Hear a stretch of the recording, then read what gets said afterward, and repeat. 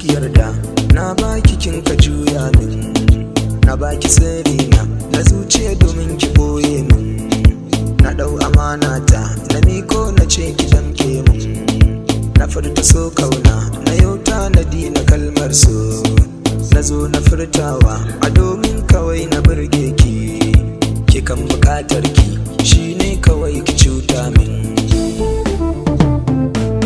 Kin kira ni baby na da harshen da mu kike so na, kina ta tsara min da fina ki yayi karewa, kin ci amanar so na bar kina yi ganewa, ba za na kara ba ba zan sake furta kalma ba, dan yanzu na lura kaunar kina yi denawa,